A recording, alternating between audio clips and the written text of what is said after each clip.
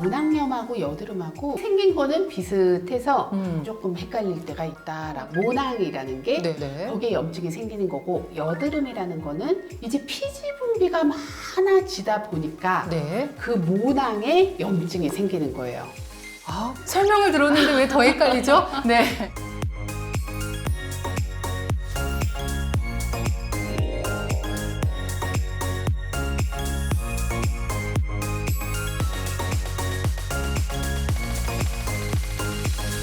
안녕하세요. 예뻐지는 굿라이프 박수연입니다. 네, 피부과 전문의 김현진입니다. 네. 자, 울긋불긋 솟아오르는 트러블. 여드름인 줄 알고 짰다가, 아니, 자꾸 붉게 옆으로 번지면서 막 더 넓어지는 바로 그것. 모낭염인데요. 오늘 예뻐지는 굿라이프에서는 모낭염에 대해서 자세히 이야기 나눠보도록 하겠습니다. 우리가 여드름에 대해서는 굉장히 여러 번 이야기를 나눠본 것 같은데 모낭염 이야기는 좀 처음인 것 같아요. 사실 모낭염하고 여드름하고 네. 구분이 안 되는 경우가 많아요. 예. 그게 왜 그러냐면 이 모낭염이라는 거는 모낭이라는 게 네. 이제 털 밑에 있는 게 이제 모낭이거든요. 그렇죠. 네. 거기에 염증이 생기는 거고, 여드름이라는 거는 이제 피지 분비가 많아지다 보니까 네. 그 모낭에 염증이 생기는 거예요. 아, 그러니까 비슷한 거예요, 어떻게 보면. 설명을 들었는데 왜 더 헷갈리죠? 네. 여드름하고 모낭염의 가장 큰 차이점은 뭐냐면 네. 여드름은요, 그 흰 면포가 있는 거예요. 흰 면포가 네, 있다. 흰 면포. 여드름 나시는 분들은 다 알죠? 하얗게 이렇게 동그랗게 올라오는 거. 아, 그게 있으면 여드름. 그게 있으면 네. 여드름이에요. 그러면 모낭염은 그게 없나요? 그게 없어요. 오. 왜냐하면 정말 모낭에 균이 침투를 해서 염증이 생기는 거고, 네. 여드름이라는 거는 피지 분비가 많아지다 보니까 각질이 막 쌓이고 이 피지 분비가 많이 빠져나가지 못하니까 네네. 거기에 균이 서식하게 되는 거예요. 아. 그러니까 균종이 좀 다른 거죠. 아, 그러네요. 그리고 생기는 원리도 조금 다르고. 좀 다르네요. 그러면은 원장님 설명대로라면 그 여드름은 뭔가 자체적으로 피지가 많아서 거기서부터 이제 출발이 되는 것 같고, 그렇죠. 모낭염 같은 경우에는 피지가 문제가 아니라 뭔가 외부에서 들어오는 균, 뭐 그렇죠. 바이러스 맞아요. 이런 것 때문에 네. 그러니까 일어나는 균종이 달라요. 종류가 좀 다르긴 하네요. 네. 근데 생긴 거는 비슷해서 조금 헷갈릴 때가 있다. 그럼 원장님 이렇게 환자가 딱 왔어요. 보면은 바로 이렇게 구분이 가시나요? 그러니까 그 면포의 유무라든지 네네. 농포가 또 더 많아요. 모낭염 같은 네. 경우는. 우리가 여드름 치료를 위해서 항생제를 많이 써요. 그렇죠. 네. 그래서 항생제를 많이 쓰다가 보면 그 항생제 때문에 균은 죽고 그렇죠. 다른 균이 많이 번성을 할 수가 있어요. 그럴 수 있죠. 네. 그게 바로 그람 음성 모낭염이라는 게 또 있어요.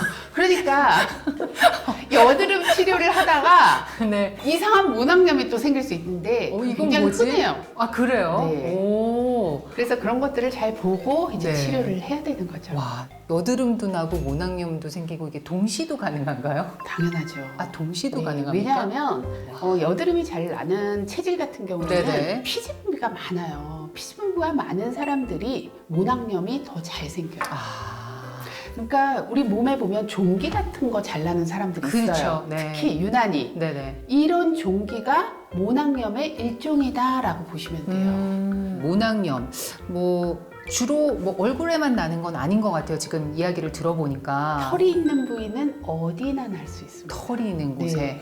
그러면은 겨드랑이도 가능한가요? 겨드랑이도 물론 가능하죠. 아. 네, 머리, 머리, 수염 있는 예. 곳. 우리 얼굴은요, 솜털이 굉장히 많은 부위예요. 그렇죠. 예. 네, 그러니까 눈에 여드름도 보이지는 잘 나고 않지만. 모낭염도 잘 생기고. 자, 여드름은 이제 나기 시작하면은 별 증상이 없다가 이게 조금 발전이 되면 이렇게 건들기만 해도, 네. 스치기만 해도 네. 이제 좀 욱신거리면서 아프잖아요. 모낭염은 뭐 이렇게 증상이 뭐 비슷한가요? 아니면 좀 다른가요? 그렇죠. 고름이 잡히기 시작하니까 당연히 아프죠. 네. 거기에 이제 띵띵 붓기도 하고 굉장히 통증이 있기도 네. 하고 뻘겋게 되기도 하고 고름이 나오기도 하고. 아니 이제 아까 털 얘기를 하셨는데 네. 그러면은 뭐 왁싱 같은 거를 우리가 또 털이 네. 많은 부위에 많이들 하잖아요. 그러면 왁싱을 하고 나면 모낭염이 생길 위험이 좀 높다라는 이야기도 돌더라고요. 이게 뭐 관련이 당연한 있나요? 거죠. 왁싱이라는 거를 어떻게 해요?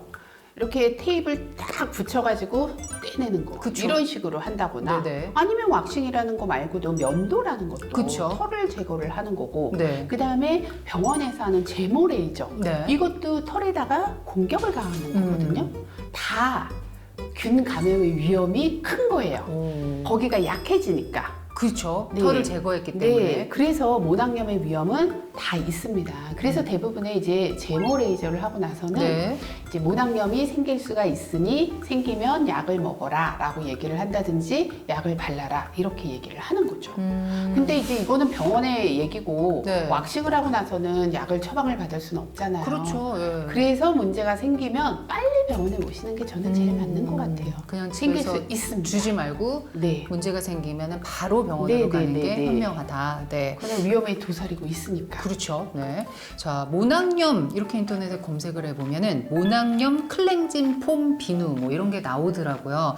그러면 그런 것들을 사용하면은 뭔가 모낭염에 효과가 있다 뭐 이렇게 이야기들을 많이 하는데 실제로 뭔가 모낭염 전용 클렌징 모낭염을 개선하는데 효과가 있을 수 있을까요? 그러니까 모낭염 자체가 좋아지기는 어려울 것 같아요. 네네. 치료제가 아니니까. 그렇죠. 치료는 아니죠. 네, 하지만 예방을 하는 데는 분명히 도움이 될 수 있을 거라고 음. 생각을 해요. 네. 그래서 내가 모낭염이라는 게 재발을 굉장히 잘하거든요. 아, 그래요? 네, 그러다 보니 그런 클렌징 제품을 쓰는 것도 굉장히 도움이 많이 되고요. 평소에 그냥 그렇죠. 그리고 면도하시고 나서 이렇게 애프터쉐이브 로션 같은 것들을 바르라고 해요. 그렇죠. 네. 왜냐하면 잘 발라주는 게 보호를 해주고 소독도 되는 경우가 굉장히 많기 때문에 이 여성분들 같은 경우에도 그 면도칼로 네네. 다리도 제모하고 밀고 팔도 뭐, 제모하고 네, 뭐 겨드랑이도 많이 하시죠. 하잖아요. 네. 그렇게 하고 나서 후처치 굉장히 중요하고 네. 할 때도 그 거품 아. 거품을 좀 많이 내고 하는 게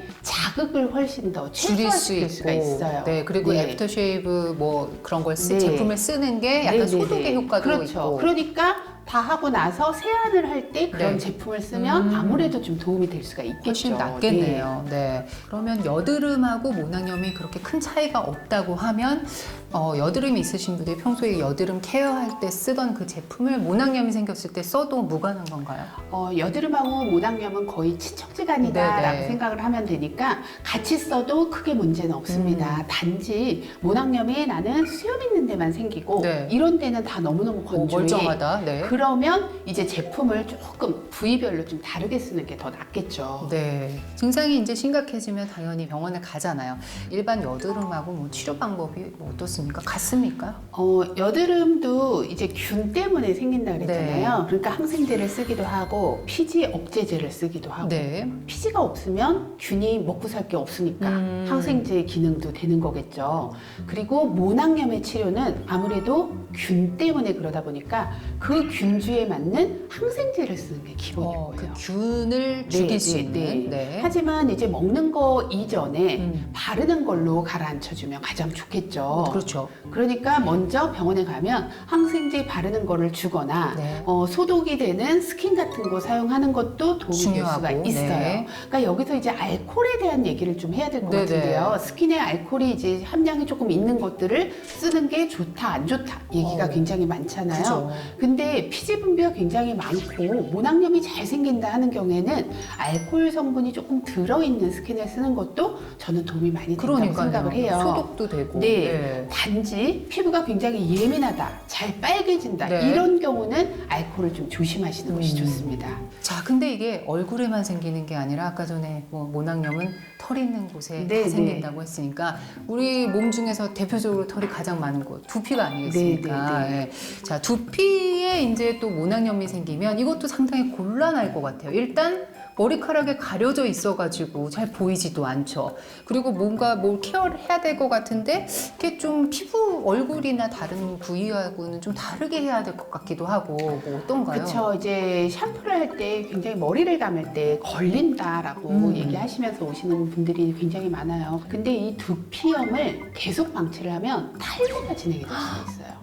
그래서 이 두피염은 치료를 또 잘 하셔야 되는데 네. 특히 두피 같은 경우에는 지금까지 제가 세균을 얘기했지만 네. 여기는 곰팡이균이 원인이 되는 경우도 굉장히 많아요. 그래서 시중에 보면 케토코나졸 샴푸, 니땡땡이라는 네. 그런 것들을 많이 쓰는 이유도 바로 그거예요. 그러니까 두피염이 있으면 비듬도 많이 생기고 네. 머리도 빠지게 되고 아이고. 그러니까 그 곰팡이 샴푸랑 세균 샴푸를 같이 좀 같이 써주는 병행해서. 것이 훨씬 더 도움이 많이 되고요. 네. 많이 가려움증이 동반이 된다면 네네. 스테로이드 샴푸를 같이 써주시는 게 좋은데 이제 샴푸 같은 경우에는 이렇게 증상이 있을 때는 약용 샴푸죠. 이거는 네. 약용 샴푸를 쓰고 평소에는 내 두피 상태에 맞게 나는 너무 건조하다 그러면 약간 보습이 되는 샴푸를 쓰고 네. 기름지다 하는 경우에는 약간 피지를 제거해주는 샴푸를 평소에 쓰시면 예방하는 데 도움이 많이 될 수가 있겠죠. 네. 자, 근데 모낭염의 치료 시기를 뭐 어떻게 저떻게 하다 보니까 그냥 놓쳐버렸어요. 그러면은 혹시 뭐 최악의 경우 뭐 어떤 증상까지 일어날 수 있을까요? 의사 생활 네. 거의 몇 년을 했지? 25년을 하면서 한 번도 보진 않았지만 네. 교과서에 나와 있는 거로는 네. 모낭염이 이제 심한 경우에 면역력이 매우 저하된 환자들 같은 경우에는 그 균이 이제 혈관을 타고 가서 폐혈증에 걸려서 죽을 수도 있다. 어머. 되어 있지만 저는 이제껏 한 번도 본 적이 네. 없습니다. 아니 모든 균은 네. 면역력이 떨어지면요 폐혈증으로 갈 수 있어요. 네. 그 하지만 우리 정상적인 면역을 가진 사람한테는 매우 드문 일이죠. 거의 일어나지 않는 네, 일이기 네. 때문에 거기까지는 걱정할 필요도 네, 없다. 네, 네. 오늘은 우리 피부를 울긋불긋 좀 망가뜨리는 모낭염 왜 생기고 또 어떻게 치료할 수 있는지에 대해서 자세히 알아봤는데요. 오늘 이 영상 함께 해주실 분들 더 예뻐질 수 있는 방법이 또 있다면서요. 네, 굿라이프를 구독해 주시고요. 좋아요, 알림 설정 해주세요. 네, 자 예뻐지는 굿라이프 궁금하신 점 있으시면 댓글 많이 남겨주세요. 저희는 다음 주에 다시 찾아오겠습니다. 여러분 예뻐지세요.